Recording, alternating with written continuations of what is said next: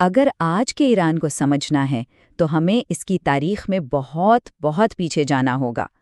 یہ صرف کسی ملک کی کہانی نہیں، بلکہ ایک ایسی تہذیب کی ہے جس نے اپنی شناخت اور بقا کے لیے بار بار جنگیں لڑی ہیں۔ تو چلیے اس سفر کا آغاز کرتے ہیں۔ اس پورے تجزیے کا جو مرکزی خیال ہے نا، وہ یہ ہے کہ ایران کی شناخت ہزاروں سال کی مزاحمت سے بنی ہے۔ یہ صرف باہر سے آنے والے حملہ آوروں کے خلاف جنگ نہیں تھی، بلکہ اپنی ثقافت، اپنی زبان اور اپنی پہچان کو زندہ رکھنے کی ایک مسلسل کوشش تھی۔ اور یہ ایک ایسی کہانی ہے جو آج بھی جاری ہے۔ تو چلیے اس کہانی کو بالکل شروع سے شروع کرتے ہیں، قدیم فارس کی عظیم الشان سلطنتوں سے۔ یہ وہ وقت تھا جب ایران کی بنیادیں رکھی جا رہی تھیں اور اس کے پہلے بڑے چیلنجز مغرب سے سامنے آ رہے تھے۔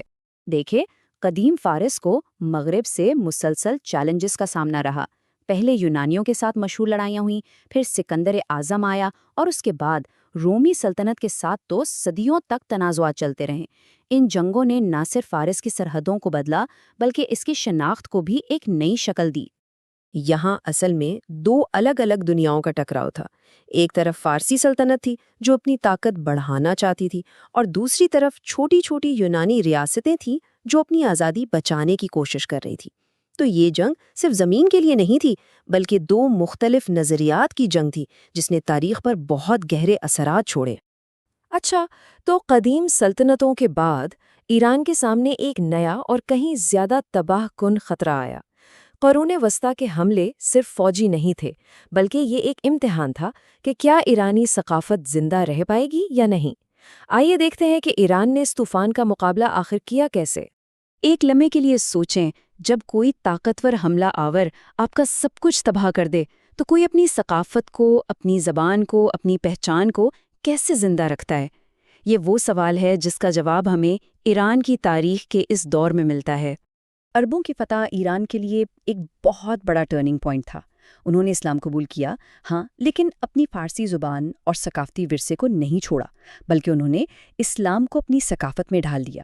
فردوسی کا شاہ نامہ اس کی بہترین مثال ہے، جس نے فارسی زبان کو ایک نئی زندگی دی اور ایک منفرد فارسی اسلامی شناخت بنائی۔ یہ آپ کہہ سکتے ہیں شکست میں فتح کی ایک عجیب سی مثال ہے۔ منگول حملہ، وہ تو تاریخ کی سب سے بڑی تباہیوں میں سے ایک تھا۔ شہر کے شہر جلا دیے گئے اور لاکھوں لوگ مارے گئے۔ ایسا لگتا تھا کہ سب کچھ ختم ہو گیا، لیکن پھر ایک ایسی چیز ہوئی جس کی کسی کو امید نہیں تھی۔ وقت کے ساتھ ساتھ ایرانی ثقافت اتنی مضبوط ثابت ہوئی کہ اس نے اپنے منگول فاتحین کو ہی اپنے رنگ میں رنگ لیا۔ یہ تلوار پر قلم کی فتح تھی۔ اوکے، تو اب ہم ایک ایسے دور میں آ گئے ہیں جہاں جنگ کا میدان ہی بدل گیا۔ اب لڑائی تلواروں سے نہیں، بلکہ معاہدوں، اثر و رسوخ اور اقتصادی دباؤ سے لڑی جا رہی تھی۔ اسے کہتے ہیں 19ویں صدی کی گریٹ گیم، اور ایران اس میں بالکل بیچ میں پھنس گیا تھا۔ اس دور میں ایران کی مثال ایسی تھی کہ شمال میں روسی ریچھ اور جنوب میں برطانوی شیر، اور ایران بیچ میں دبا ہوا تھا۔ اس دباؤ کا نتیجہ یہ نکلا کہ ایران نے اپنے اہم علاقے کھو دیے، جس نے ملک کے اندر ایک نئی آگ بھڑکا دی، اپنی خود مختاری کے لیے لڑنے کی آگ، جو بعد میں آئینی انقلاب کی شکل میں سامنے آئی۔ اب ہم آتے ہیں 20ویں صدی میں، ایک ایسا دور جس کے واقعات کا اثر ہم آج کی خبروں کی سرخیوں میں براہ راست دیکھتے ہیں۔ تیل، انقلاب اور جنگ، ان تین چیزوں نے مل کر جدید ایران کی بنیاد رکھی۔ 1953 کا یہ جو بغاوت تھی نا، یہ ایران کی جدید تاریخ کا ایک ایسا زخم ہے جو شاید آج تک نہیں بھرا۔ جب ایک جمہوری طور پر منتخب حکومت کو غیر ملکی طاقتوں نے صرف تیل کے وسائل پر کنٹرول حاصل کرنے کے لیے گرا دیا، تو اس نے ایرانی عوام کے ذہن میں ایک گہرا عدم اعتماد پیدا کر دیا، اور اس واقعے کے اثرات آج بھی ایران کی خارجہ پالیسی میں نظر آتے ہیں۔